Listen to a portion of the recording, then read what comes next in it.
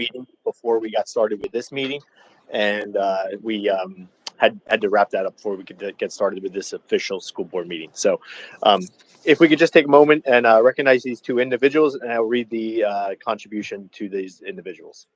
Whereas the Board of Directors of the Brandywine Heights Area School District acknowledges the passing of a dear friend in education, Mrs. Benita Lesher, on January 22nd, 2024. Whereas Benita Lesher served the district with dedication and excellence as a paraprofessional for a total of 5 years prior to her retirement in 2013. And whereas Benita Lesher's commitment to lifelong learning, devotions to students, and record of excellence in educational and community endeavors will long be remembered and appreciated. And whereas her passing is marked by a deep sense of loss to her family and friends in the district. And whereas the Brandywine Heights Area School Board would like to publicly recognize the extraordinary life and record of service of Benita Lesher, now therefore be it resolved that the School Board of the Brandywine Heights Area School District officially honor Mrs. Benita Lesher for her role in improving the lives of countless students and citizens through her contributions to education, public service, her family, and the community. And be it further resolved that a copy of this resolution be spread across the official minutes of the Brandywine Heights Area School District this 5th day of February 2024, with a copy sent to her bereaved family. Secondly, we'd like to recognize Mrs. Sandy Lindacki, and I will read this one as well. Whereas the School Board of Directors of the Brandywine Heights Area School District acknowledges that the passing of a dear friend in education, Mrs. Sandra Lindacki, on January 22nd, 2024. Whereas Sandra Lindacki served the district with dedication and excellence as a special education teacher for a total of 24 years prior to her retirement in 2015. And whereas Sandra Lindacki's commitment to lifelong learning, devotions to students, and record of excellence in educational and community endeavors will long be remembered. And whereas her passing is marked by a deep sense of loss to her family and friends in the district.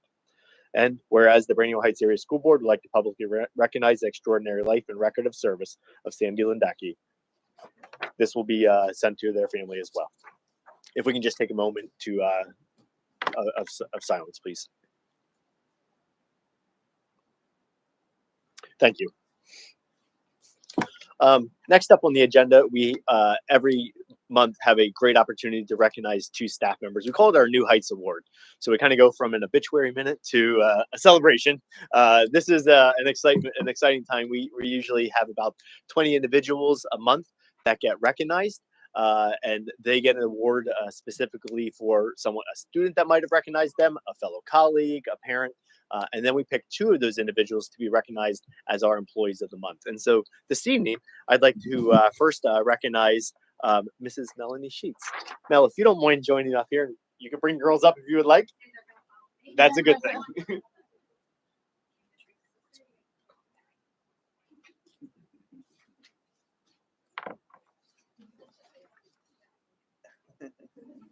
So Mel is one of our special education teachers here in the intermediate middle school and does a phenomenal job. I will read the reason why Mel was selected. Melanie does an outstanding job in her life skills position. Her position is one of the most difficult positions to have in the district, and she has made an impressive strides with the students she teaches and mentors. I personally have seen how she loves and nurtures her students. From the time she acquires these students until the time they leave for high school, the improvements they make as students and members of our school community are amazing. Mel deserves to be recognized with this award for her hard work and dedication to these students. She does an amazing job. So congratulations. Thank you. Mr. Riggins, if you don't mind. Thank you. Hey, congratulations. Every time I have to do this, I always try to think of one word. Mr. Freeno always told me one word to describe the teacher. And there's so many ways to describe Mrs. Sheets. And I think the best way is creativity. When I go in her classroom, there's so many things everywhere. And I see her working diligently with the kids, and the students are always super engaged. And the end result is that the students are growing. I've seen it over and over. Nobody can do this job as well as Mrs. Sheets. She's really good. It's a blessing to have her in the position that we have her in. And I got to tell you, whoever wrote that is dead spot on. Spot on. Congratulations. Thank you. Thank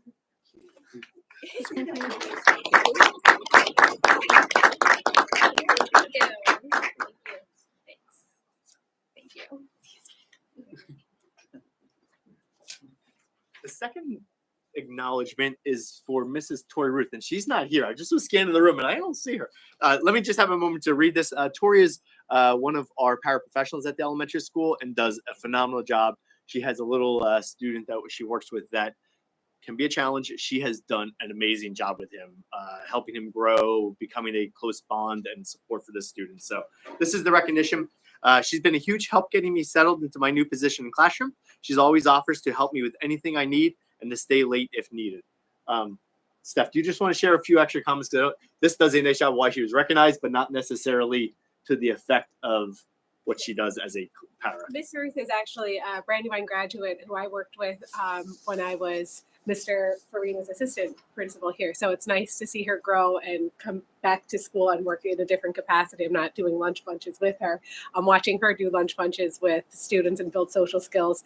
And really, as Mr. Pottinger mentioned, she does a really nice job of building a positive rapport with the students to gain that respect and compliance when needed as a behavior support paraprofessional. So we're very lucky to have her, and she's done an excellent job with us.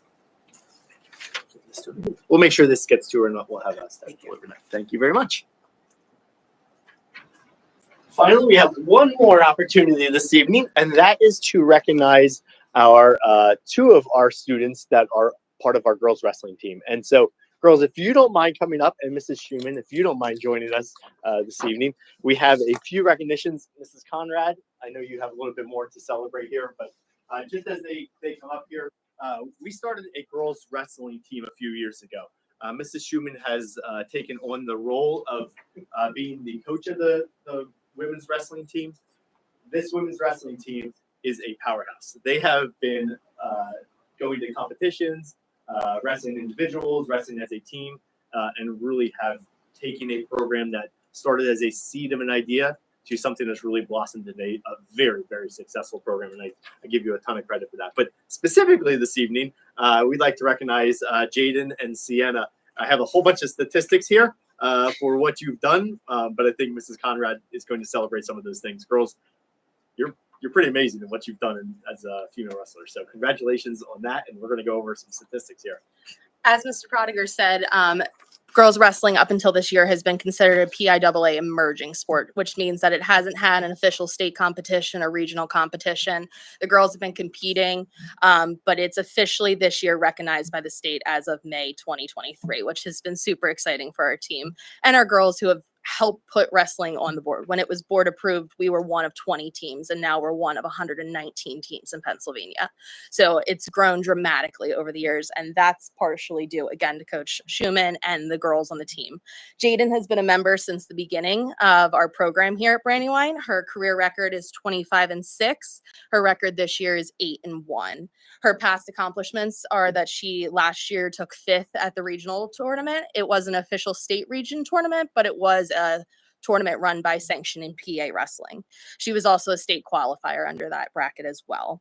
In 2023-2024 year, this year, as the sport took official recognition by the state, she has officially been a county champion and has taken 3rd place at the Penn Manor tournament. This was the first BCIAA girls wrestling championship this year.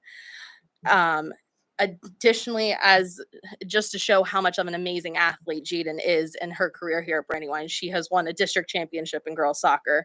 She has been a division championship as a member of the boys wrestling team last year, and now a county championship. So every team that she has been a part of, she puts all of her effort in, is dedicated, and is just a tremendous member as a team member. So we thank her for her dedication to Brandywine athletics. And then Sienna as well. This is her first year wrestling on the girls wrestling team. Her record this season is 10-2. She was a county champion this year. She took 1st place in the Governor Mifflin Holiday Tournament and 3rd place at the Penn Manor Tournament this year. In her career at Brandywine, she has also won a district championship for girls soccer and is now a county champion for wrestling. Both of these athletes are just outstanding and have represented Brandywine Heights so well. So we're grateful to have them and to recognize them tonight. So thank you. No,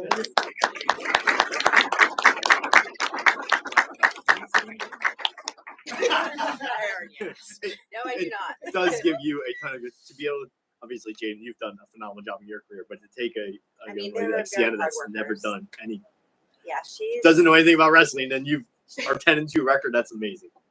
fast learner. Yeah. And aggressive. Yeah. But I think soccer has helped. I think soccer has helped both of them tremendously, for sure. Yeah. Ladies, excellent job. Huge congratulations to both of you. Thank you for representing Brandywine and congratulations on your individual accomplishments. Great job.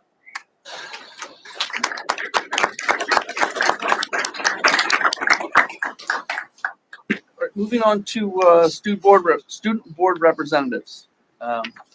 Megan.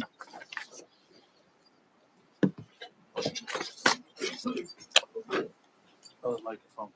Good point. I didn't know if I was going to do that. Okay. Well, now I have two. It's okay. At the elementary school, kindergarten registration is open, and as of February 1st, we have 38 students that have registered or started the registration process for next school year. On February 7th, the elementary school and intermediate school students will partner up for World Read Aloud Day. Pre-K and kindergarten will partner with the 5th grade, 2nd grade will partner with the 4th grade, and 1st grade will partner with the 3rd grade.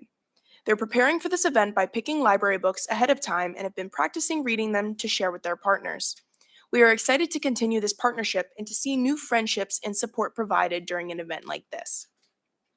On February 8th, the elementary school is hosting a book bingo event for kindergarten through 5th grade families. We've partnered with the PTC for this event, and each student will play for free and have an opportunity to win a book, and, spoiler alert, all students will leave with a book before the night will end.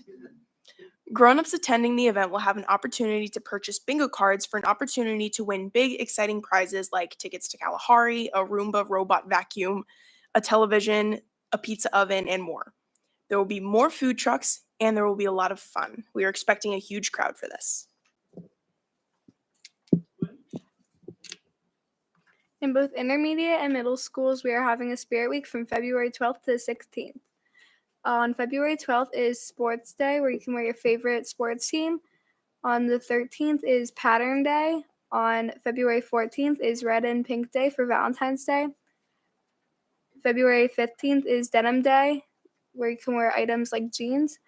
February 16th is wear something that represents your favorite holiday.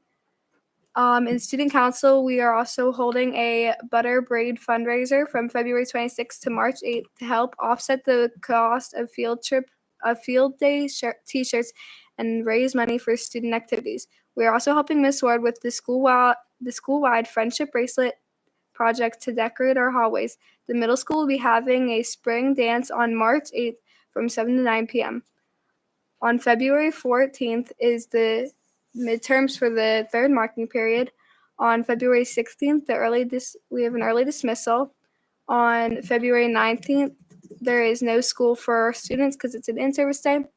In 5th grade, in language arts class, they are in the final stages of completing their argumentative essay and just finished reading their novel Number the Stars and are now engaged in a collaborative project creating biography character posters to show their comprehension of the novel and its characters.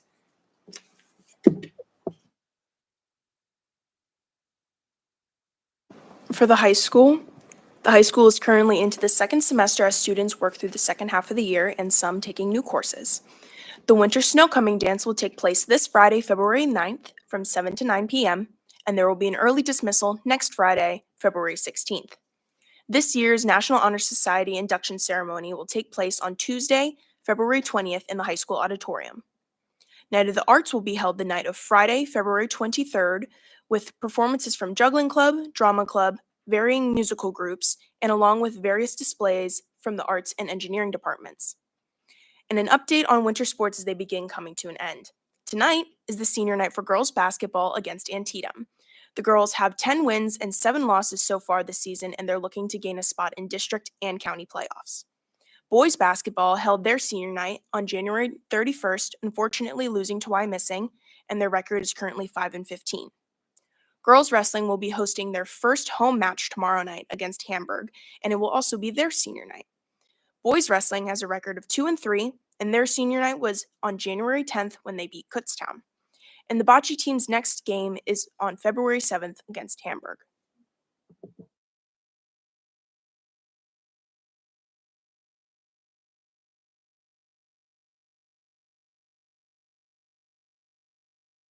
Congratulations.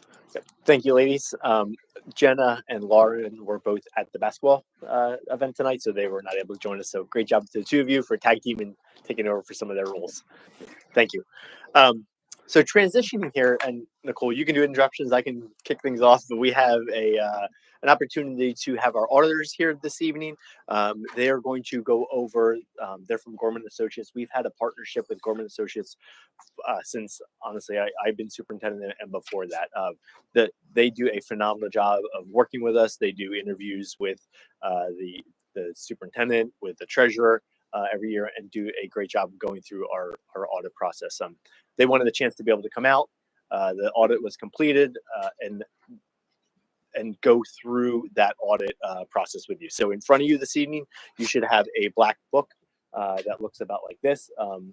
That is the audit handbook. So we're going to have Hank join us this evening. Bo's here as well, and they're going to go over the audit with us. Nicole, do you want to add anything else to that? Okay. Good evening, ladies and gentlemen. So one thing we did do a little bit different this year. So normally in our audit report, we do have what we refer to as a management letter, which is our letter directly to the board and the management of the school district. And in there, we would outline if there are any findings, what we would call material weaknesses, significant deficiencies, control deficiencies, or if we just have any recommendations that we would provide to management in regards to the financial operations. So happy to report there were no material weaknesses or significant deficiencies during the audit. But I want to go ahead and just go through some highlights of the audit report itself. So starting on page 3 is our independent auditors report. I just want to go over a few things, a few sections in that report. First, we have our opinion, wherein we state the financial statements are presented fairly in all material respects, and they present the respective financial position of the governmental activities, business type activities, each major fund, remaining fund information of your school district for the year ended June 30, 2023. And then we also just outline our responsibilities for the audit. Our objectives are to obtain reasonable assurance about whether the financial statements as a whole are free from material misstatement, whether due to fraud or error, and to issue an auditor's report that includes our opinions. So what does that mean? Basically, our goal is to come in, look at the underlying financial records, then help prepare a set of financial statements and give an opinion stating that you can rely on these financial statements to make informed decisions. Does it mean that they're going to be correct down to the dollar? No. It might be too costly for us to be able to give an opinion to that regard. But you can trust from us, an outside independent third party, that the financial statements in the audit report are reliable. And then there's also some supplementary information in the audit report in the back, towards the back. And we also just give an opinion on that supplementary information that it is fairly presented. I just want to go over some brief financial highlights. I know you guys were just having budget discussions for next fiscal year, and we're already halfway through the 23-24 year. So we audited the year ended June 30, 2023. And here you can see, so you ended the year on an actual basis with a profit of $1.2 million. There was a budgeted deficit of $123,000, and the district ended the year with a fund balance of $11.5 million.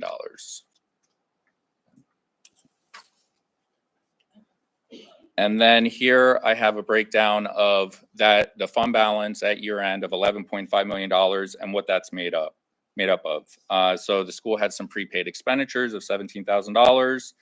There's some restricted fund balance. These are monies that come in and are restricted by outside parties, whether it's through donations. And then there's also a compensatory education fund of $25,000. And the board has committed $1.5 million to future PSERS retirement increases. And then there's various assigned fund balances, which aren't necessarily board approved, but approved by management. You have $2 million assigned for maintenance projects, $2.5 million assigned for potential state budget deficits.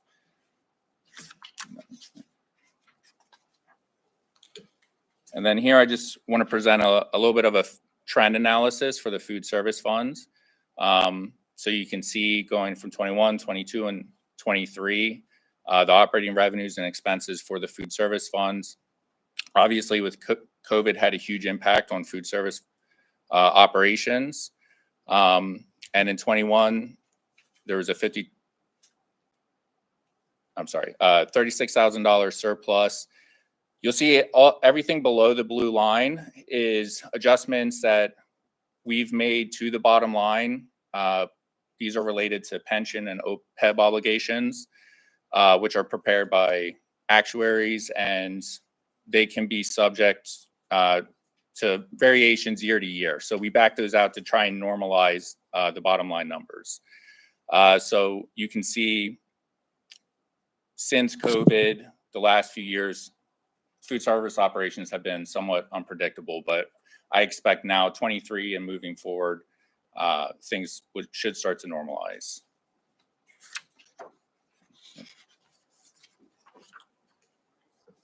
In the back of the audit report is what we refer to as a single audit section, which single audit refers to federal compliance testing for federal awards. So we do have a couple of reports back there in the back of the report. So just want to go over a couple quick highlights. We do have a report on internal control over financial reporting, and we state that we did not identify any deficiencies in internal control that we consider to be material weaknesses.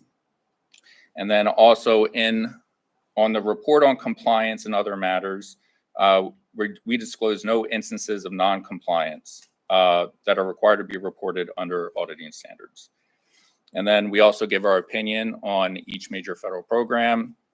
And we state that in all material respects, with the various types of compliance requirements, that could have a direct and material effect on each of its major federal programs, that the district did comply with those requirements.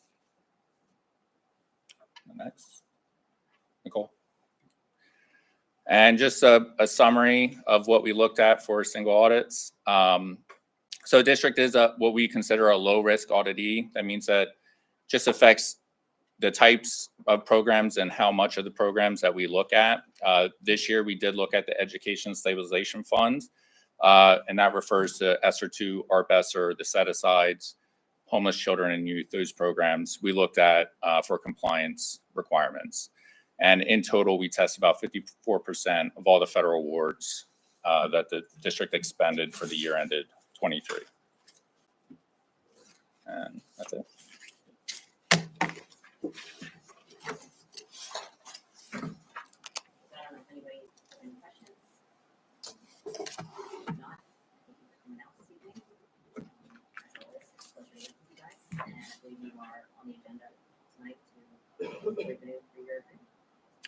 Thank you. Thank you guys. Thanks for your support. And Nicole, to your team, congratulations on another clean audit. Great job. All right, is there any public comment? Hearing none, moving on to Board of Directors report. Can I get a motion in a second, please? Second right now. So a couple of items under Board of Directors report, but before I begin, just wanted to share, in case you maybe didn't see it earlier, but if the board is okay with it, I'm going to step out around 7 o'clock for kind of put my dad hat on for a second. My girls have senior night tonight, and they like to recognize and have parents be part of that. So if the board's okay with that, I don't think I've ever done this before. It makes me a little bit uncomfortable, but I'm going to step out and be dad this afternoon at 7 o'clock. So, all right. At the end of the meeting, wherever we are, Nicole is prepared, so is Rob to come in and kind of wrap up the rest of the meeting. So with that being said, thank you for that. I greatly appreciate it. The minutes for the board meeting are in here. There was a minor change that had to be made that was brought to our attention from Mrs. Hunan that was adjusted in the live document under Board A. Any other edits or corrections that need to be made to the minutes? Okay, that being said, we have policies. Item B is the first reading of policies. So there really if you look at the summary sheet, the gifted education, career and technical education, if we skip the 117 homebound instruction, independent study, there's no adjustments to those. Those are just a review, really no substantial changes. The tutoring policy does have some adjustments to it. The tutoring policy actually speaks to what's in school code, and there's language specifically related to private tutoring. It's something we really don't see, but it's in the school code, and so we have to have a policy to address that. We adjusted that policy. When someone would read tutoring, they're going to look at it and think, well, if I'm tutoring as volunteer, how would I? So we tried to tweak the policy so that there's a section still in there for that school code responsibility, but also what it would mean locally for tutoring. And so we try to reference what it means to be a volunteer and go to that policy for clearances and things like that. So that's really the adjustment there for that policy to try to make it relevant to what a user would be looking at for a tutoring policy. The second reading policies that are in front of you, we reviewed last time. No really significant changes that have been made there. They're as presented last time. Any questions on those items? Mr. Wagner, I'll turn it over to you for committee reports. All right, committee report. Mrs. Hume. Good evening, everyone. The BCIU Board of Directors does not hold a meeting in December, so there was no report for that month, but the January meeting occurred on Thursday, January 18th, and I have a couple of highlights to share. As you all knew or know, January was School Board Director Recognition Month. The BCIU does something special and holds an annual student artwork showcase every year, in which they establish a theme and then they solicit artwork from each of the 18 school districts. So this year, Brandywine students were Avery and Grace Pottiger. So Mr. Pottiger, you can keep your dad hat on just for a minute or two and be very proud of your young daughters. We have a small copy of what they created under the theme Meaningful Connections. So we'll pass this around and then please just let it land with Mr. Pottiger so that you guys have a little memento and, you know, their name sort of along with the other students from around the county. What's cool is that this piece of artwork in its original form will be mounted along with the 17 others from around the county in the BCIU board room for the entire year. And then there's also a link, which I put in the committee report for this board so that you could click on it, go to the BCIU website, and there's a video, maybe a 5-minute video or so, which shows every piece of artwork that each of these students had submitted. So really kind of a cool way to, in honor of School Board Director Recognition Month. So congratulations to Avery and Grace. You're most welcome. So if you would pass this around, you can get a closer look. It's really a very detailed, involved piece of work. And again, the theme. Oh, is that right? And then I found out, like, wait, you guys did this? That's probably a good thing that you weren't involved. Yeah. But the theme was meaningful connections. So you'll see if you study their artwork, there's just a lot of really cool Brandywine memories and themes involved. So again, congratulations to them. One of the other major things that occurred at the board meeting is welcoming and integrating 9 new board members. The board is made up of 18 representatives. So you can imagine how unnerving it is for the BCIU leadership team to have to orient 9 new bosses, if you will, from around the county. But lots of good people. Their names are there. If you know any of them, congratulate them and welcome them. The other important thing that I wanted to mention, because in part it's on tonight's agenda as a voting item, is the BCIU mandated budget. So the IU has, $160 some odd $1 million budget. The mandated portion of the budget is the piece that goes to fund the professional development and the programming that supports the local school districts. So they ask those local school districts to chip in to help fund that budget. They are asking for a 3.5% increase this year, which is considerable for the IU, given the track record of only 2 increases, this one included, in the past 8 years. They really try hard to be extremely fiscally conservative, knowing that they don't want to further burden and obligate the school districts. The impact of that 3.5% increase on Brandywine is a whopping $778. So while 3.5% sounds really considerable, the real impact on us is less than $800. So I believe that's item M tonight under the business and operations report. Overall, Brandywine 778 and the other school districts pro rata share adds up to about $26,000 increase. One other thing, we did approve as a board a new position, which actually is funded by Berks County, and it's called a digital navigator. This individual named Glenn Espinal is joining the IU in the information technology office. But if I understand correctly, his role will be working with libraries and librarians in and around the county school system as it relates to digital opportunities. So let's make sure that we take advantage when it's appropriate of this new resource. And finally, the board received an update, and I'll pass this around if this could just end up with me as it works its way around the room.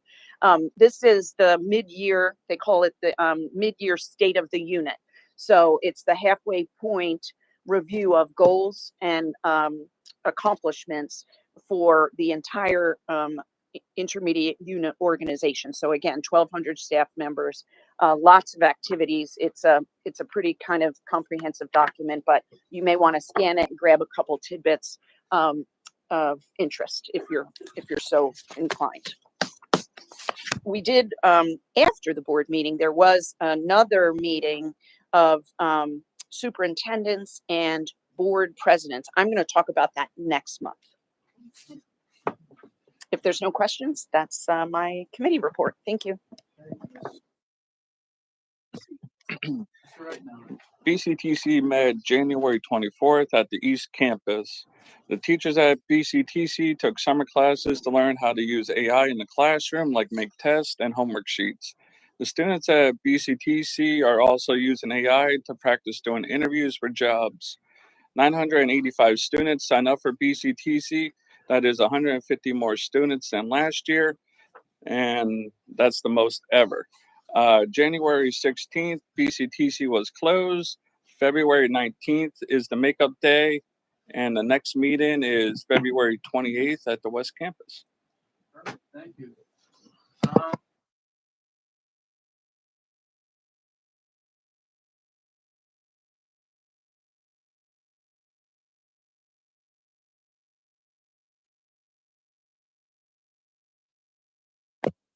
Hi, we will be meeting Tuesday, February 13th. Hannah Barrick of PASBO, the PA Association of Business Officials, is going to be speaking to us.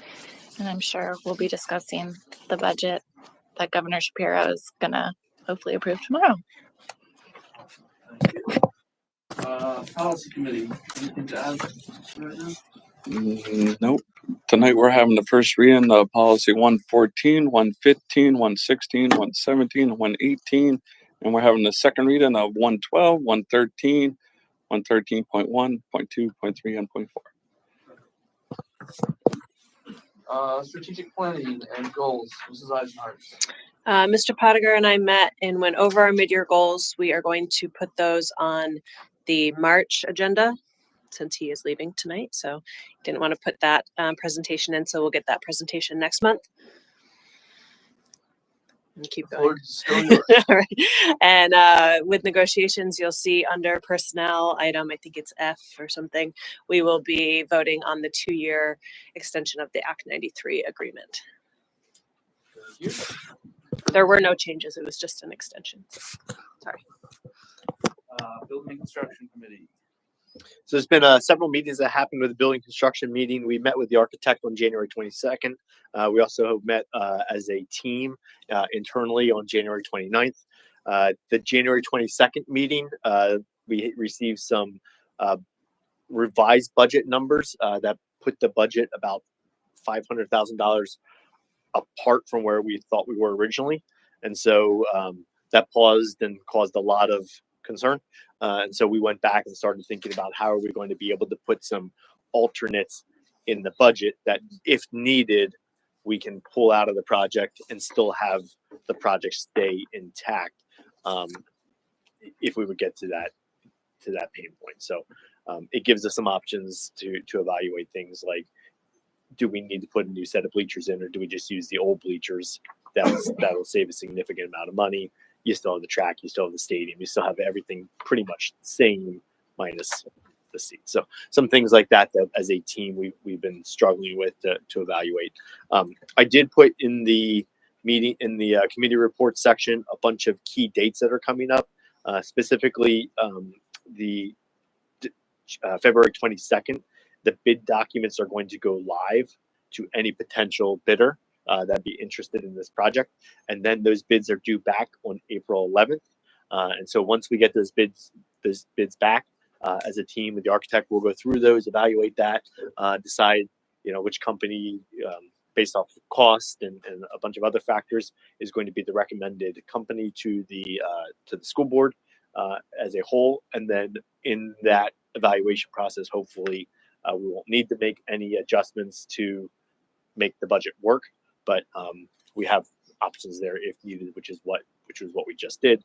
And then finally, May 6th is going to be when the project is presented to the school board for consideration for approval. If that project would be successfully approved, the goal would be on June 10th to start to break ground and start the project. So it's a pretty quick timeline. The goal for that June 10th then is that project would commence through the summer, and then with the idea that during the fall, the growing seeds period for the grass would take place, and then by next spring we would be on the track for actual track competitions. So that's kind of the framework of the timeline right now. Any questions on that? Yeah. So there's a copy that was shared with the board of meeting minutes. Yes. From, I think, a January 22 meeting. That's correct. Yeah. And that was fabulous. So, because it outlines from the architect project manager's perspective, kind of where we're at and where some of these hurdles that I guess the team has been confronted with in terms of decision making. So I know we're sensitive on time, but I mean, as an outsider to that committee, but someone who's going to be responsible for supporting the project on the go forward, there are a bunch of yellow flags. Do I understand correctly that tomorrow there's still a scheduled meeting with Long Swamp Township, and what's being presented to Long Swamp is essentially the final scope of work? So there's 3 different permitting processes that have to occur.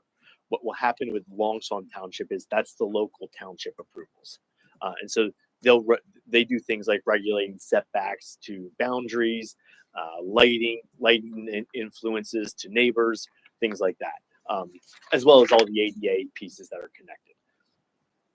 We had a meeting with them back, I'm going to say October, November, which was the initial one, and they had suggested some things we had to go back and change. That meeting tomorrow night will be a final approval by the planning commission. That then has to go to their board for official approval. The time in between the planning commission giving their green light and the board approving it, in between there also is I'm going to get the initials wrong. NDP. Thank you. NDP. I know. Okay. That a DEP review of more the water plans that are associated with this project. That's the major permitting process that has to be associated. So that one is still in the works. That has not been done. That's not been completed. It's been submitted. It's being reviewed. It takes 2-3 months. Once that gets approved and green lighted, it'll go back to Long Swamp, and then their board will approve the final thing. So that's kind of the. Okay, helpful. Does that make sense? Yeah. Okay. So that's for essentially tomorrow night's meeting and on the go forward from that permitting perspective. Yep. So there's also information in this set of consolidated notes from the architect that Friday the 9th of this month, this Friday. Yep. Not Friday the 9th. Yeah, Friday the 9th of this month, this Friday, is sort of a stake in the ground for the district to submit all of our final requests, changes, suggestions, ideas, whatever, decisions, so that they can then tidy up the bid spec and send it out over the next 2 weeks. Correct? Yeah. So this Friday, the door closes for us to provide input, if I understand correctly. Yes, it's a soft hard deadline. Yeah. Okay. The idea was that by the 9th, there were some loose ends, like they needed connection with the sound system company for electrical specifications. They needed that type of detail to wrap it up into the project, to work with the electrical engineer to draw up the correct specs to be able to include in the bigger spec. That's kind of the behind the scene things and why that January 9th was there. The goal is then that Very nice. Yeah. that we can meet on the 12th as a committee to review that packet. Okay. So you guys do have one as a team, as a committee, you have one more chance next week to dot the I's and cross the T's. Correct. Okay. Yes. Because I mean, there's categories like you mentioned the sound system. There's a big yellow flag here about the electronic message board. Yeah. And the bleachers and the placement of bleachers and, you know, the impact of variety of options. There were, you know, obviously fencing issues in terms of cost, possibilities to not go with a certain kind of fence or a fence at all and lower the cost. And it just, as an outsider reading this, it's like, wow, we are getting close to some real deadlines. And it feels like there's quite a few balls in the air still. So, It's not as scary as that makes it. So okay. we're pretty wrapped up in where we are. It's just we needed yes or no answers and a lot of boxes. So we got a lot of the yes or no's, I think. We're in a really good spot. And then the budget numbers came in. Yeah. And then it put a lot, the angst that you're feeling is the angst that we felt as a committee at that meeting. And then when we all sat down together and really flushed out, okay, like what are those things that we want to put in as alternates? What are we not? I think we got a lot more comfortable. And then with some of these other things like the sound system you mentioned, like all that's now coming to place. We're in a good spot right now. The one minor thing was fencing, 6 foot fence versus 4 foot fence. So it's, I mean, it sounds like, but it's not no fence versus fence. correct. Okay. It saves like 6 foot versus 4 foot, which saves $17,000. Just cleaning Okay. up areas that could be tightened and saved on. All right, good. Well, thank you for the update. He's very thorough in his notes, though. Which is good. That's, I mean, from my perspective, that's exactly what we want. We want somebody hawking every little detail so that we don't get stuck. Mr. Hefner and Mr. Sheets and I over the years have lived with situations where we wish we had been more detail oriented in this stage of the process. So thank you for that. And now that we're getting close to the deadline, we're talking almost on a daily basis. Like I talked with the architect today for a good half hour, 45 minutes going through. And again, when you talk about specifics down to how the curbing's going to be made with a lip, but not a lip. And like, so I mean, we're into the weeds and into the detail, but it's to your point, very granular, but it will be all documented, which is a good thing, unlike some other projects, as you mentioned. Yeah. Good questions. And I'm glad you raised that. As those come up, I started doing that, I think last month or a couple. We'll just keep putting those mini notes in there as well then. all right. Any other questions? Hearing none, can I get a roll call, please? Mrs. Eisinger? Yes. Mr. Hefner? Yes. Mr. Hohenfeld? Yes. Mrs. Yoon? Yes. Mr. Reitnauer? Yes. Mr. Sheets? Yes. Mrs. Walliser? Mr. Wagaman? Yes. 8 yeas, motion passes. All right, business and operations report. Can I get a motion and a second, please? Motion right now. Second Sheets. Thank you. Snowbird. Good evening, everyone. This evening, we have a rather lengthy business and operations report, so I'll go through it. To begin, as usual, we have the bills list. Item A is the general fund bills totaling $1,334,083.71. Item B, we have food service fund bills totaling $32,794.92. Item C, we have construction fund bills totaling $53,490.41. Item D is capital reserve fund bills totaling $0 for this period. Item E is the financial reports through February. That should be, hold on, there's a typo there. So it should be through December 31st. So you will see those as attached. I do want to ask you to actually keep in mind or set aside your investment schedule because that will come up in a motion later in the agenda, just so you have that available. Item F, special education, pupil services. Item G, this is curriculum technology. We're asking you to ratify a 60-month agreement with Fraser Advanced Information Systems at a monthly cost of $20.99 for warranty and servicing of a large format printer for the high school. So you will see the cost. We actually paid for it in full for the printer itself. Then we have an ongoing maintenance fee that really we're not tied into. We can drop at any time. But it really is kind of the needs, as we kind of went through the budget presentation, have shifted. There is now a need for a large format printer at the high school. So rather than, paying someone to print it each time or, running over to ES to use theirs, we are actually moving forward with purchasing one for the high school. So item H, facilities. We have to ratify the removal of the abandoned oil tank located at the high school by Christ Transportation, who is our transportation contractor as per Business H. This is the one that's located kind of by the wall. If you're facing the high school, it's to the left, that we haven't used in several years. I believe it's 8 years we have not used it. So essentially the agreement here is the ownership of the tank will be transferred to Christ. In lieu of them, they're paying for all removal fees, any expenses incurred essentially with this removal.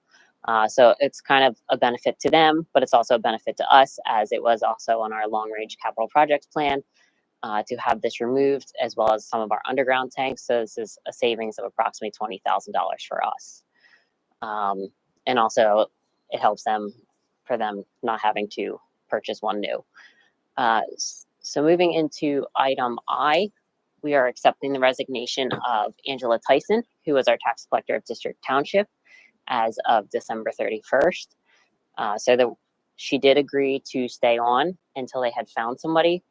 We actually got word this morning that they have a tax collector. So it's actually the district's, I shouldn't say district, the municipality's responsibility to find a tax collector should one resign.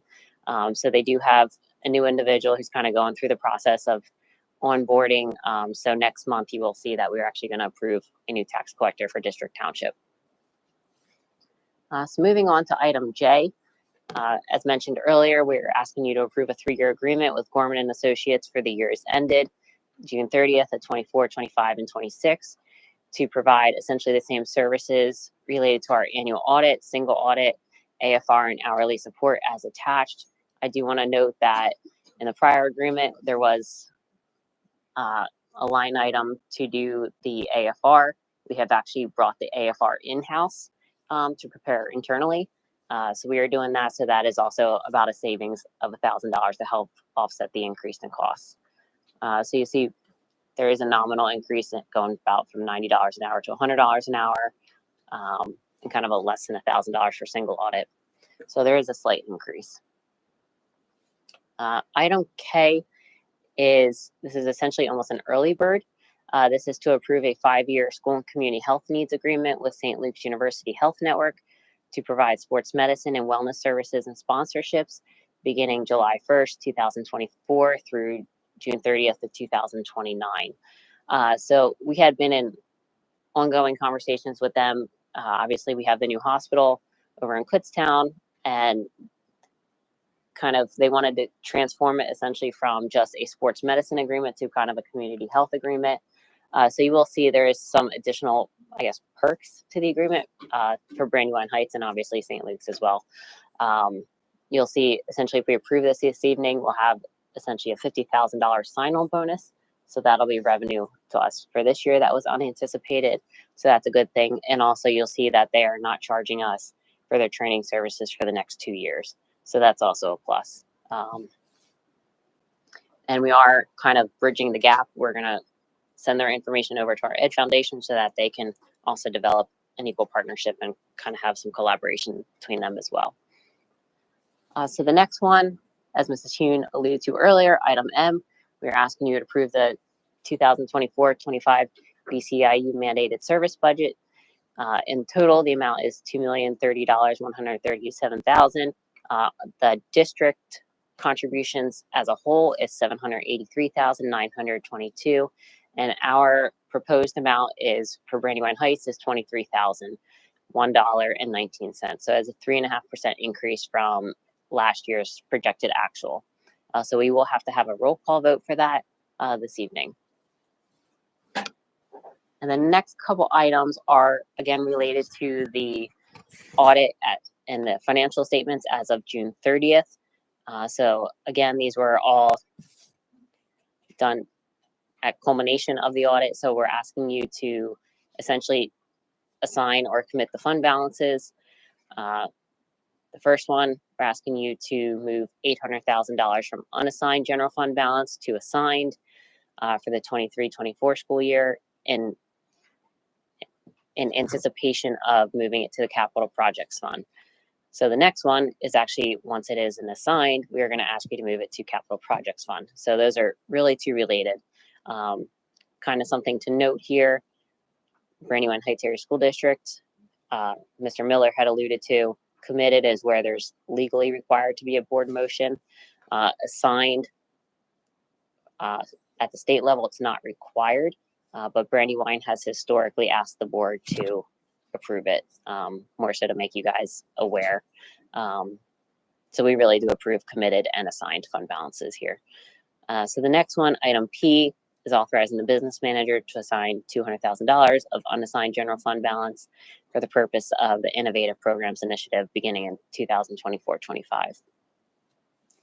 And the last one, this has to go with the remainder of the surplus, asking the business manager to assign $209,353 of unassigned general fund balance that was remaining in the 22-23 school year toward the assignment of balancing of future budgets.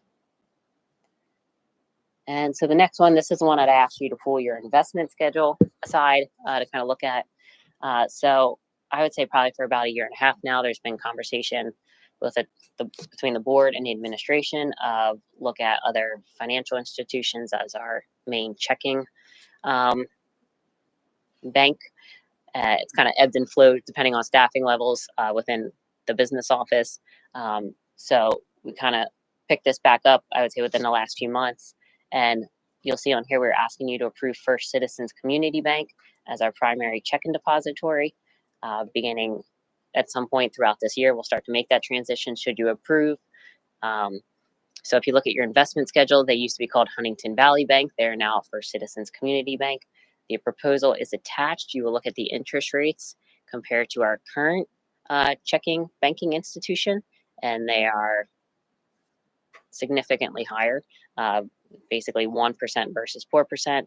So they are able to match almost investment interest rates, such as if we had money in PISLAF, obviously, but it's still 100% liquid. So we are asking you to approve that, and we will gradually start moving accounts over and keep them both open about side by side for about 6 months and kind of make that transition. Another perk is they were going to come out this evening and give a presentation. So if you guys are interested, they'll come do that at a later meeting. They do want to become involved in the community as well. So we could give them, whether it be youth programs or the Ed Foundation. So they seem to want to really get to know the district as well, aside from offering, better interest rates. So the last one, item S, this is to ratify a lease agreement between the Brandywine Heights Area School District and Boyd Farms, LLC. In this case, would be deemed the tenant to occupy and use the property adjacent to the high school for agriculture and related purposes, essentially farmer purchases, as they currently are. But the agreement is effective January 1st of 2024. This agreement shall continue year to year unless otherwise revisited. So a little context behind this family, the Boyd family, has been farming this land while it was owned by DECA. We have since bought that land, and they approached us and they would like to continue to do so. So it was previously it was a handshake agreement, so we didn't want to get something in writing. It's rather basic, but also to kind of protect us should, we decide to use that land at any time, or they decide to not use that land at all. But from year to year, so that's on the agenda as well. I don't know if anybody has any questions. Yes. So for our agreement with St. Luke's, has anybody reached out to them to have any conversation about their nurse family partnership? Informal? If they have. I would say informally. Yeah, St. Luke's has a nurse family partnership. It's actually very similar to our Birth Through 5 program that we're doing. With the nurse family partnership, what they do is they actually pair up on our end. Typically, it's with like low income or needy families that would benefit from the additional assistance of having a nurse coming into the home and being able to have conversations about where the child should be developmentally, as far as physical health, vaccinations.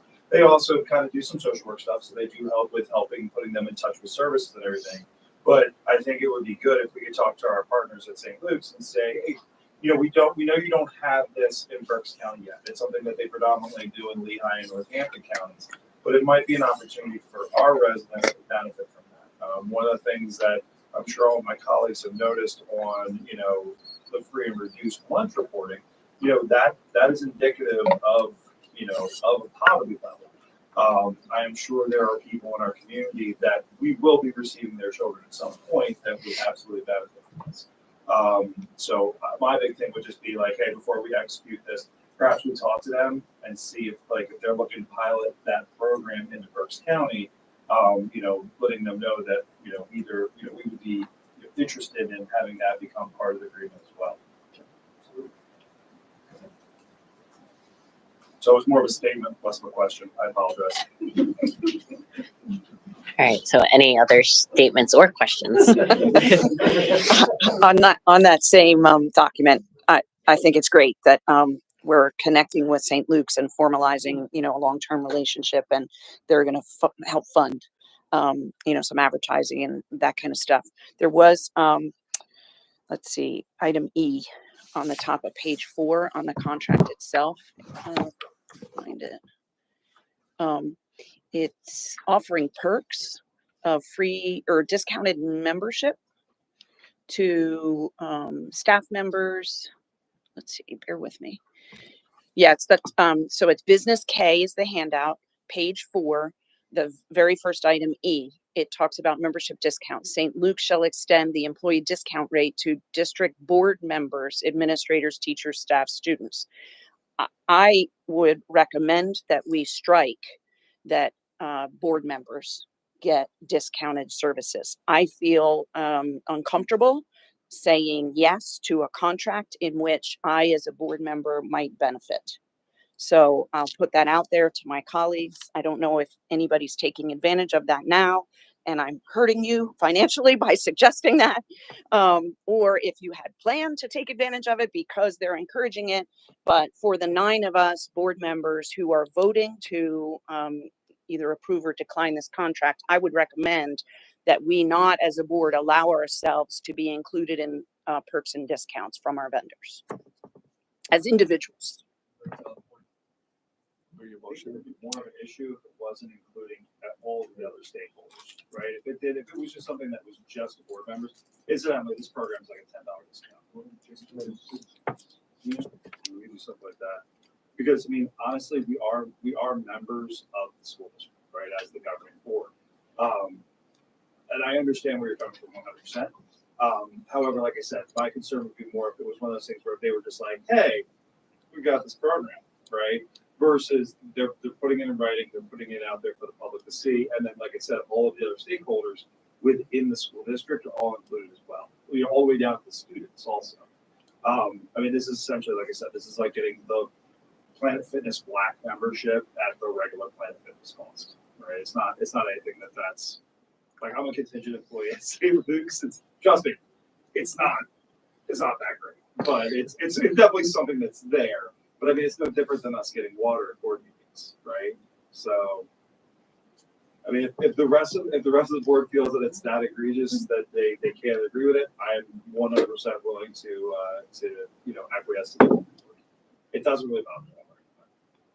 Well, and for you personally, if you take advantage, you can keep taking advantage of it as an employee of St. Luke's. I don't- Yeah. I won't Yeah. take So it that. won't impact you anyway. Yeah. To me, it's a philosophical conflict of interest type thing. I would hate to have to vote no on this whole deal because board members are getting a perk. I just wouldn't want to be affiliated. Take Mr. Pratt, it's only $10, the minimum amount. So it's not that you're getting a perk. And as Mr. Sheets has indicated, that since it's everybody that's getting it and you're clumped in with everybody, there should be no conflict with you voting to approve that. And you can decide on your own not to partake in that as well. If you'd like to. If you're saying from an ethical and a legal perspective, there's no there, then I can follow your lead on that. Yes. If it says But de I think minimis- it's a worthy discussion. If it says de minimis as indicated, as well as the fact that it's a group and you just happen to be part of that group, and it's not just for you particularly, they're not dropping cash in bags of cash in front of you to say, please do this. And you don't have to use it. Yeah, you don't have to use it anyway if you don't want to. Okay, fair enough. On the same page, item G, I think there's some contract language that at least I did not find clear. Let me see if I can find it. Is it the same page? Yes, the Olympic athlete one. It is the same page. It's just Yeah. two down from it. There's the first sentence, there's a second sentence, there's a third sentence.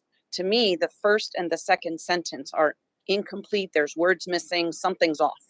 It reads St. Luke's, through its professional and Olympic athletic ambassador program, will host a mutually agreed upon once during the term of the agreement. So it doesn't specify a mutually agreed upon what. And the second sentence says, this may be conduct this on-site at district facilities or in conjunction with other blah, blah, blah. So again, there's two sentences there that are mangled.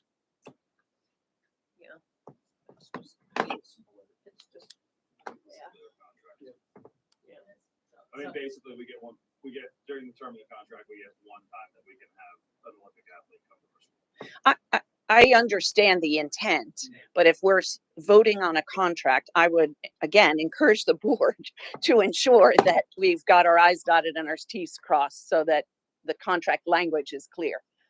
I don't feel comfortable voting on language that isn't remotely clear. Do you want this taken out or separated so that we can get it amended and maybe look up the nursing piece? Then what was it? Nurse family. Is there any problem with delaying the vote until next month? We're What's still their covered. definition of early bird? We're still covered for. Have they signed it? Is this a ratification or is this an approval? It's an approval. So can we put in the language that we want there and then have our board vote on it tonight? Yeah, so essentially I think it's saying agreed upon, will host a mutually agreed upon athlete appearance once during the term of this agreement. This may be conducted on site at district facilities or conjunction. I think that's what it's supposed to say. You could approve the appropriate edits.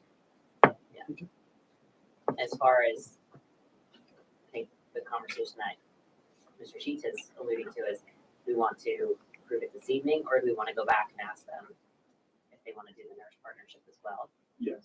If we do that, we can carve out separately. Correct.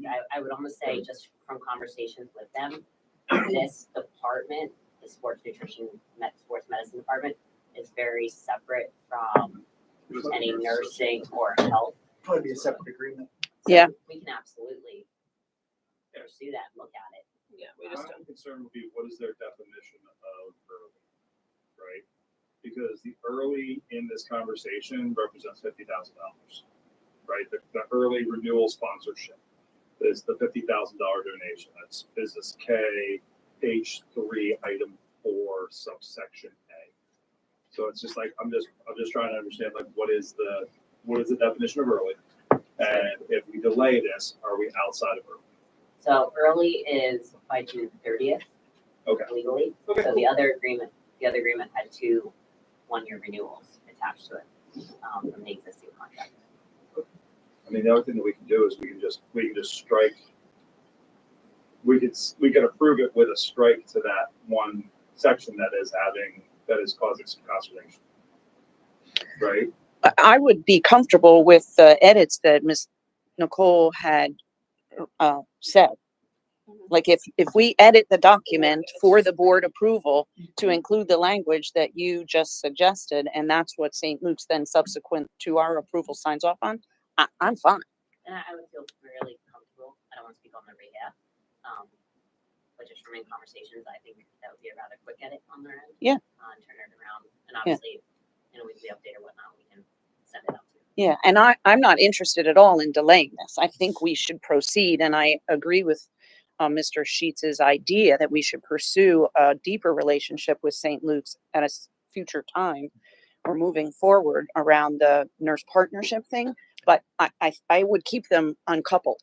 I would recommend proceeding here and pursuing subsequently. So I would agree in the A deeper spirit of relationship. this agreement, if they can connect us with the nurse family practitioners and move forward with an agreement in that regard with the updated language to the pro and Olympic athlete appearances.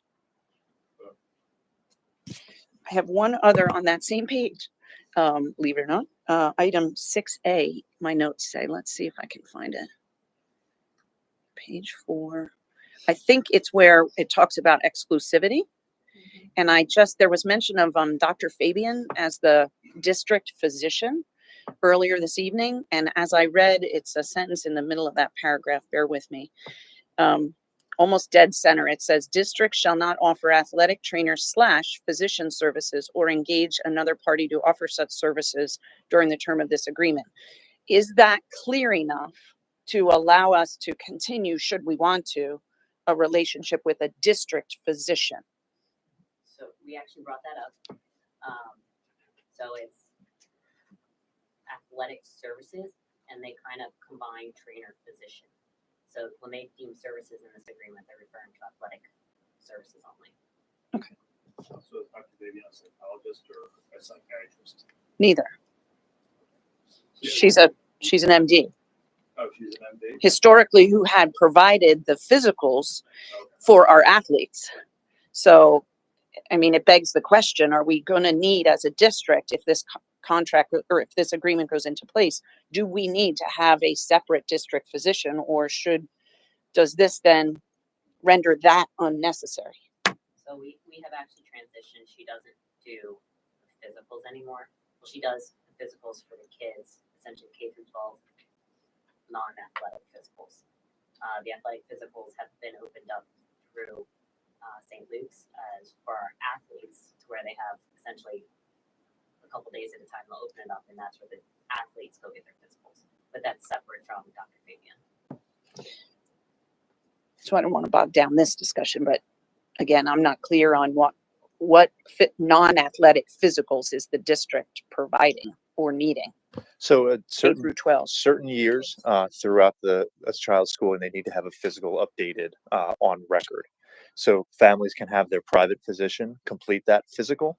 However, if families are unable to do so, Dr. Fabian, as the district pediatrician, is able to complete that physical for them. Gotcha. Thank So you. the initial phase would be a student's first entrance into the school system. They need to have a physical. So that would be the first opportunity for that. So as we've opened up kindergarten registration, this is that first time a lot of those families are having that physical done. Dr. Fabian is able to provide that service. Sounds good. Thank you. We are required to have or review the IEPs as part of the access billing program. So that's a requirement as part of that billing program. We must have a school physician review that and approve their data services.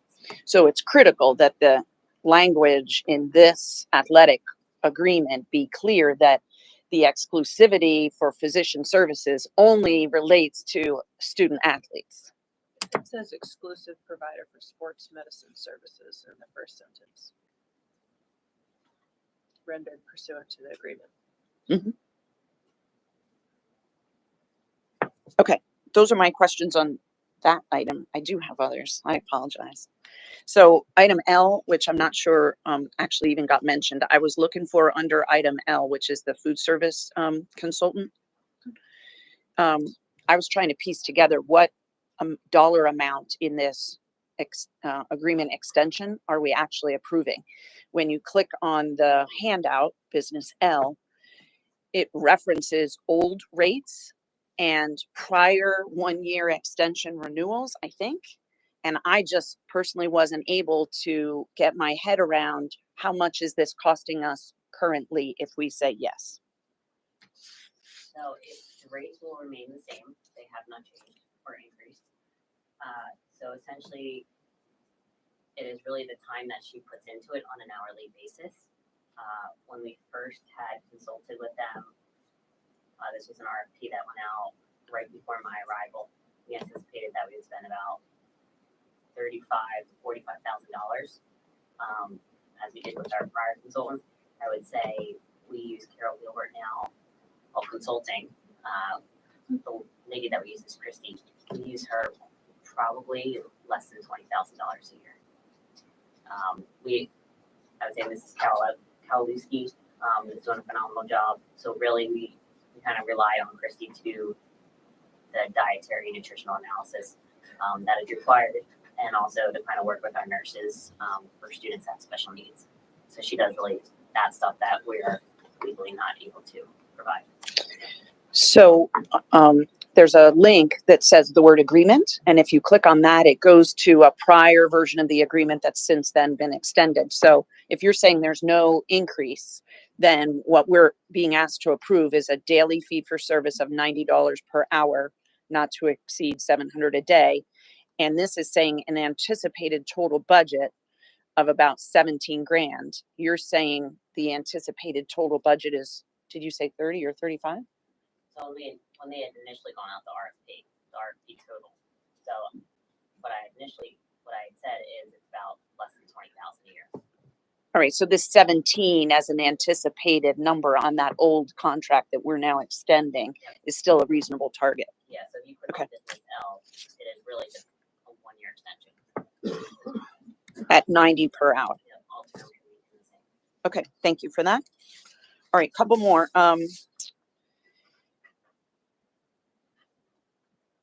Item S about the land and the rent.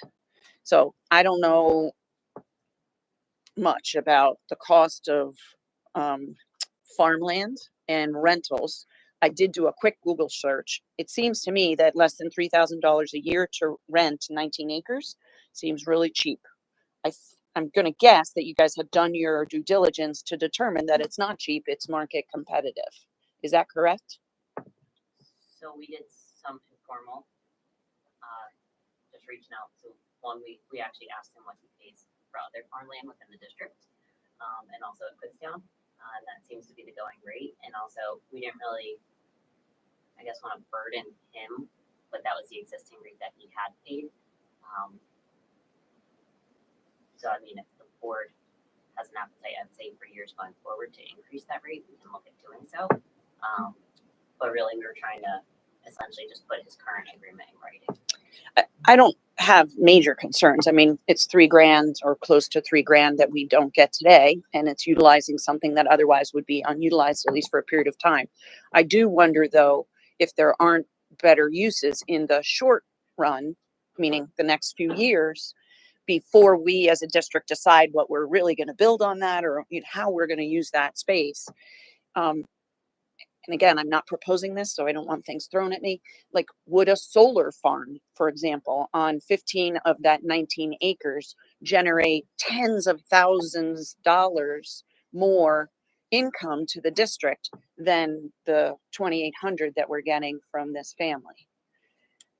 Have we looked at that as a one potential option as opposed to many others? You're not going to be able to use that property. They're like 40-year leases. Yeah, they're 40-year leases that you're going to have on that solar. Andrew has explored areas, and without him being here, I don't want to put words. So I was but saying, he's I actually Well, and you were in some of I that met with conversation. someone last week about it. Yeah. But Oh, like you did you? said, it's a minimum of 25 years that you're investing in.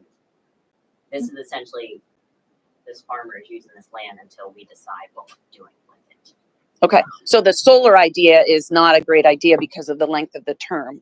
My point is, so bad example. My point is, yes, let's do this for 1 year, but I think there might be benefit in us strategically thinking about what else sort of short term could we do with that space that doesn't lock us in for 25 or 35 or 45 years.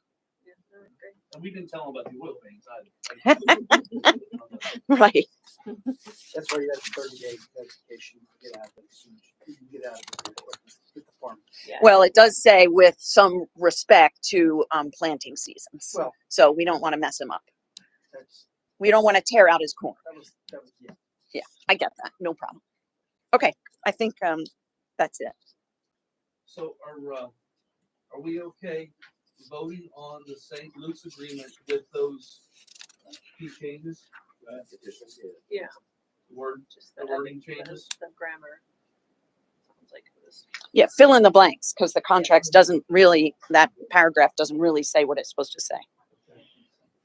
I do actually have a quick question on item R, the banking one.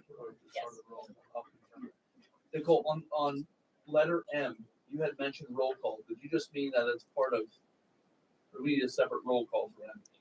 For the, If it's okay, I would like to recommend for the BCIU's sake that it be a separate roll call vote. They keep track of every vote individually for this. very good. Yeah. That's why it says roll call. Yeah, We just have to fill that out. there is a That- there is a tally sheet. Yeah. Yeah. All right, so Mr. Wagman, I have one more question before we move to voting. I'm sorry. Item R, the banking relationship. Spent a good portion of my career in banking. Switching banks is not easy. And so we appreciate the due diligence that you and your team have been working on for the past, 12 or 18 months as you analyzed it. Fulton is our current provider. Some of your predecessors had chosen other providers. But as Fulton is our current provider, did we give them a chance to competitively bid on the relationship once you got such good rates? In other words, did they decline matching? Okay, so they're comfortable from your perspective with letting us walk. They're upset, but I asked, is there any opportunity for you to increase their rates? And they said, no, this is the best we can offer. So they're upset, but they're not willing to put their money where their mouth is. But that seems Okay. to have been the theme with them, though. They don't seem to care much about They us. charge us Exorbitant rates. fees beyond Yeah. fees. So really, aside from the revenue side, we're gonna take money off fees. Obviously, there's some banking institutions that don't believe in charging school districts or student activity accounts fees. Fulton does not follow that belief. So we've had multiple conversations with them. Okay, and they're taking a pretty hard line. Okay. And where are they headquartered? They were in Doylestown. I believe they do have a location in Lancaster. So we can obviously, if we have cash, we can take it to a local bank and kind of say we open up account in M&T, transfer right out, or they will do check scanners or ACHs. So. Okay. It looks like most of the references you had been provided are Lancaster way, kind of on the west side, not in Berks County. Yes, Huntington Valley was Doylestown, and then they got acquired. Yep. Okay. And I saw that they were just listed on the NASDAQ a year and a half ago. Yeah, So, yeah, unlike historically where they could navigate without being influenced by outside investors, now that they're a trade exchanged company, there will be pressure for them to perform the way some of the bigger banks have pressure. So we'll keep an eye on that. Thank you. all right. So using a roll call vote on everything except for letter M. Mr. Hefner? Yes. Mr. Bombshell? Yes. Mrs. Hume? Yes. Mr. Mr. Reitauer, Yes. Mr. Sheets, Yes.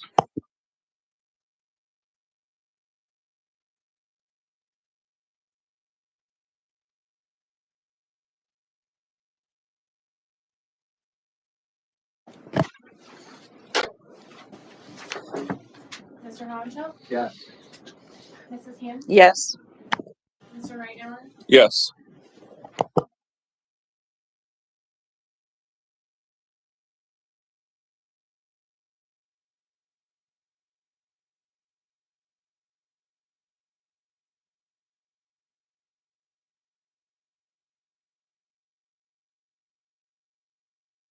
Alrighty. Moving on to superintendent's report. Can I get a motion in a second?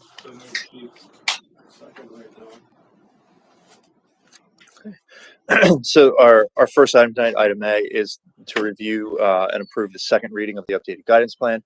As if you recall, we spoke in January regarding this as part of our comprehensive plan. We are at the stage where we are updating our guidance plan, which that covers all of our career planning, all the activities that our school counselors provide to our students, and that prepare them for their life as they graduate from the Brandywine Heights High School. So this is our second reading of this report. Are there any questions or concerns regarding the guidance plan?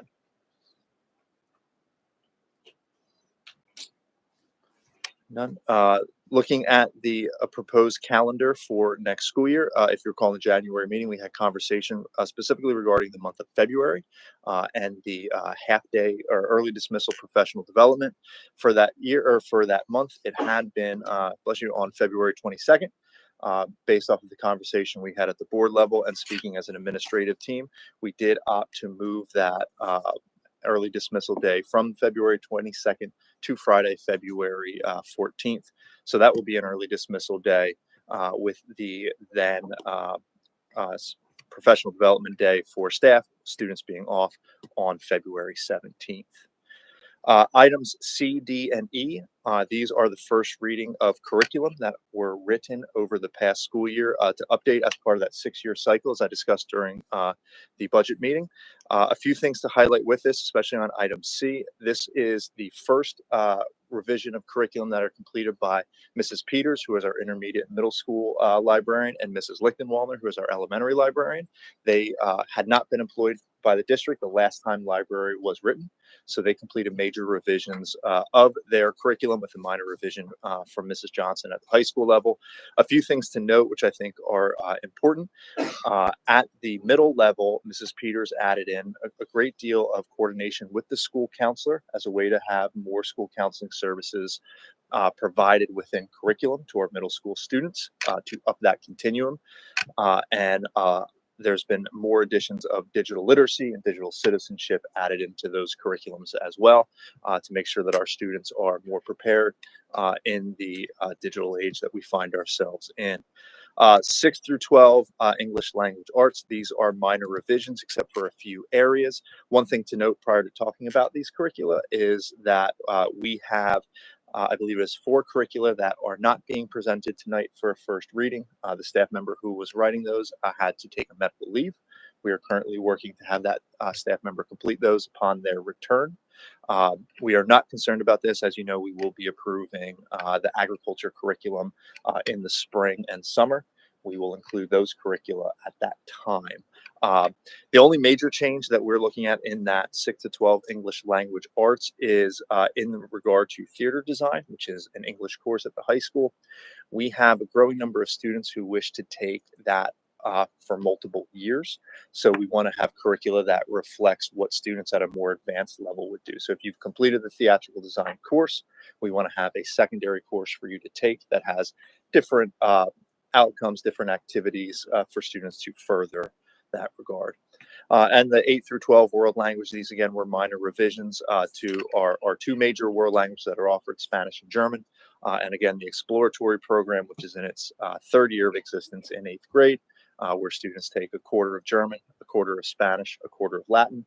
And then that 4th quarter is that course Inspire, which is the surrounding the Genius Hour concept, where students have a research project or an area of interest to them. and they spend that quarter developing research and a presentation around that topic. It has ranged anywhere from students producing podcasts to students creating their own board games. So it really is a chance for our 8th graders to kind of explore something they're interested in and work on their presentation and research skills. So I said these are the first readings of these curricula. They will be presented again in March for final approval. And as I said, we have a few English curricula that are outstanding due to a medical leave of a staff member. Any questions regarding the curricula that are presented this evening? Moving along to item F, this is to approve Mr. Pottiger's attendance at the Pennsylvania Association of Rural and Small Schools, or the PARS meeting conference in State College at April 24th through the 26th. The cost of the conference is not to exceed $295 plus hotel accommodations. This year's conference is focusing on mainly legislative issues that are facing rural and small schools. Moving on to item G, this is to approve the direction we are looking to pursue the PCCD grants in. We are presenting this to the board this evening as part of the grant application. We are to show that our school board of directors is in support to the areas that we are looking to fund for these 3 grants. The first grant is a physical safety grant where we are guaranteed $35,000 upon successful completion of the grant. We are looking to utilize that $35,000 to increase and upgrade our camera surveillance at the elementary school. We believe with that $35,000, we are able to fully supply camera coverage to the elementary. On the mental health side, where we are guaranteed approximately $116,000 upon successful completion of the grant, we are looking to continue the work of our school prevention education counselor / social worker counselor. As you recall from earlier this year, Mrs. Mary Kate Menino, who had been working for an outside agency, is now working for the school district under the first iteration of the PCCD grant. We are able to continue her services as a grant-funded employee through this. The last portion of that, which is item H, there is a competitive grant associated with the PCCD update where school districts can receive a maximum of $450,000 upon successful completion of the grant. We are looking at a few areas for this. One area is adding similar surveillance and camera coverage to the other buildings. We did do, if you recall, in the first round of this grant, camera coverage to our exterior doors. So should an exterior door be open during the day, the camera coverage would alert the office staff. We would be able to see why that exterior door was open. We would potentially write a grant application to receive more updated camera software throughout our buildings. The other area that we are looking at is the possible inclusion of a school resource officer or an SRO. We've had initial conversations with both the state police and the Fleetwood Borough regarding school resource officer to the schools. Does not look like it would be an option through either of those organizations. However, we are looking at other options should we want to write this grant and be awarded the possibility of the school resource officer. School districts do have the ability to establish their own police force, and we are looking at if that is a possibility. So again, we are looking, especially under item H, at options at this point. The grant application is due on February 29th. So as we look at what we are able to write for this competitive grant, we are just looking for direction of the board that you are in support of using these grant dollars either to fund school resource officers or continued updates to our door and camera security to the school. Item I is to authorize administration to accept the Act 80 exception for May 30th and 31st of 2024 to apply to the currently approved calendar for our 12th grade students to meet minimum graduation requirements. As you recall, we've talked a while about the new change in state legislature of 180 days or 990 hours. Even though our high school seniors would be over that 990 hours at this stage, that is such new legislation and there's not a lot of background on that. We feel it's best to apply for those Act 80 exception days to ensure that our seniors are set to grow and walk across the stage and become Brandywine Heights graduates. And then just the information reports to accept these as part of the minutes. Perfect. Any questions, comments? Hearing none, could I get a roll call, please? Mrs. Hume, Yes. Mr. Reitnauer, Yes. Mr. Sheets, Yes. Mrs. Eisenhart, Yes. Mr. Hefner, Yes. Mr. Hohenschildt, Yes. Mr. Wagman, Yes. 7 yeas, motion passes. Thank you. Personnel report. Can I get a motion and a second? So many sheets. Second, right. All right, thank you. This evening for the personnel report is rather short. So to begin, we are going to item A, ratify the resignation of Mrs. Nicole Smith, payroll and benefits specialist, effective January 19th. We have no change of statuses to report. For appointments, item C, item 4A, we're asking you to approve the revised spring 23-24 athletic volunteers and event staff as attached. Just for informational purposes, if you do open that, all the items in bold are revisions or additions. Kind of break that out for you. Item D, support staff substitutes. We are asking you to approve the appointment of Mrs. Shelley Bolts to the position of nurse substitute at a rate of $25 per hour, effective February 6th, pending completion of pre-employment requirements. As an informational item, Mrs. Bolts had been employed with the district as a nurse substitute in 2019-2020, so we are welcoming her back. Leaves to report, we are asking you to ratify a medical leave of absence requiring the use of sick days for employee number 14695 beginning February 1st. That is going to last through approximately May 3rd. And other personnel items, as mentioned earlier, we're asking you to approve the Act 93 agreement, Act 93 Administrators Compensation Plan. This is a 2-year plan as attached. There were no changes. So that's it, an extension of 2 years. Questions, comments? Everybody looks my way. Very predictable. So a quick question on item A1, that individual's hire date was what? Resignation date? Hire date. Probably almost a year prior. So this person's been in this role for about a year. Correct. Okay.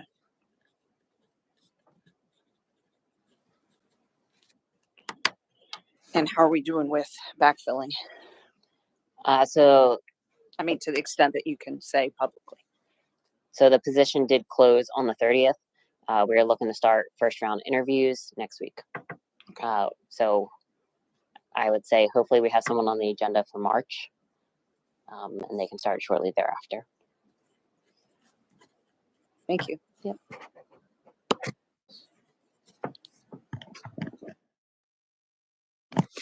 Mr. Reitnauer, Yes. Mr. Sheets, Yes. Mrs. Eisenhart, Yes. Mr. Hefner, Yes. Mr. Hohenschildt, Yes. Mrs. Hume, Yes. Mr. Reitnauer.